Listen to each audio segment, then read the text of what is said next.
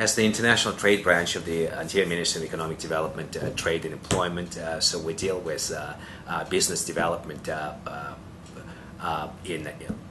across the world, and in my case, I specifically deal with the countries of CIS, Russia, Kazakhstan, Ukraine, Southeast Europe, Turkey, and the Balkans. We run a number of programs to assist SMEs to expand globally through a variety of programs, including funding programs that the Ontario government is providing companies to expand and their footprint in international markets. Sectors vary from traditional sectors of Canadian expertise in mining, construction, building products to new innovative technology areas such as aerospace, information, telecommunications technologies, life sciences, and advanced manufacturing.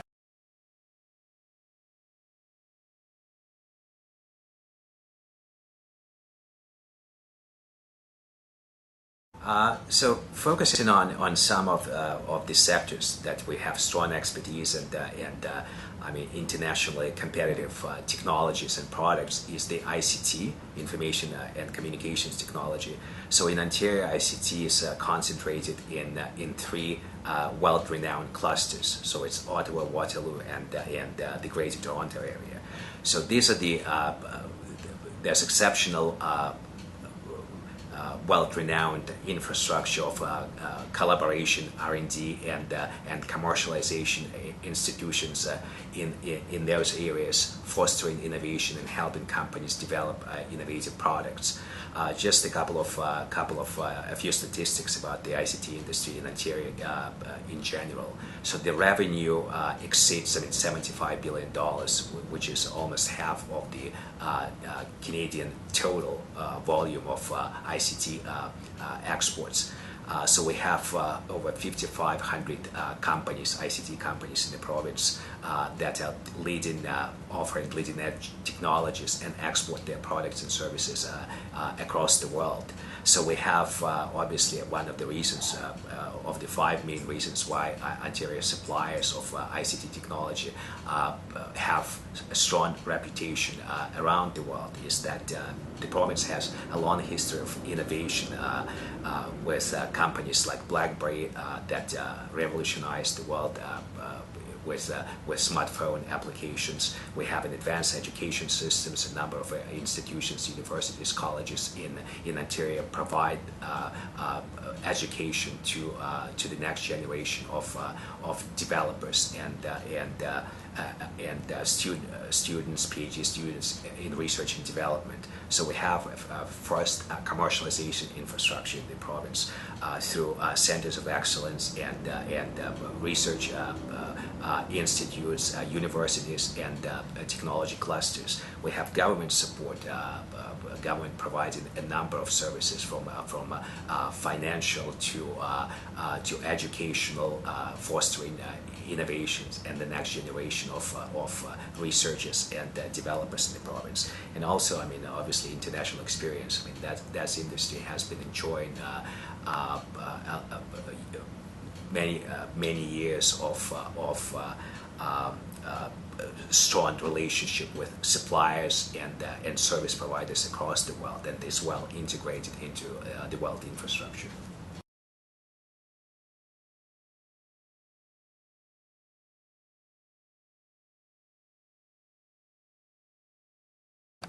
Well, over the years, I mean, we've been working with hundreds of companies who started doing business in Russia.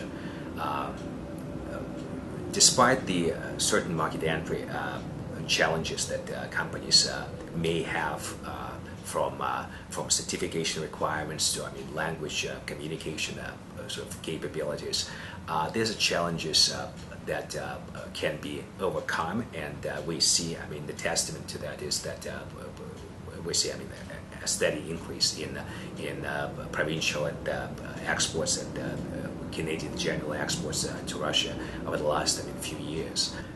Despite these challenges, obviously, we've seen a steady increase in exports, from the province and from Canada in general to Russia. So more and more businesses are just looking at Russia not as a destination for exporting and selling products, but also small kind of investment flows that we've been observing over the last few years. Of course,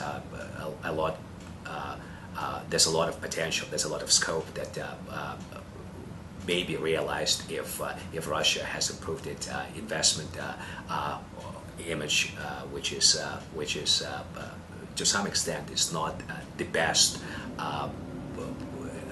in the Western Hemisphere and in North America, and obviously WTO is Russia's accession to WTO is a good opportunity for Russia to harmonize its legislation, to make obviously the markets for certain products from North America and around the world put on a more competitive basis as the situation currently is.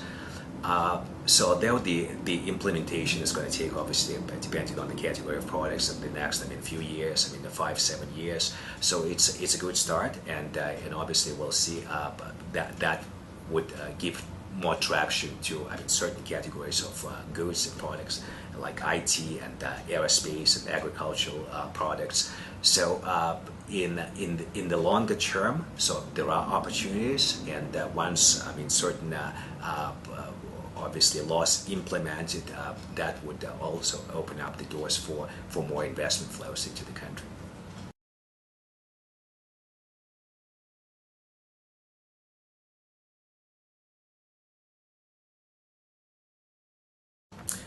Well, as I mentioned before, we assist small and medium-sized companies from Ontario to expand internationally.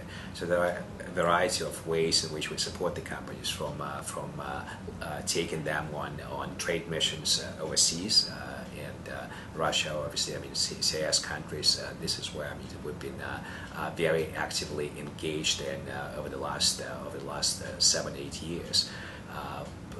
This is one of the ways we support the companies.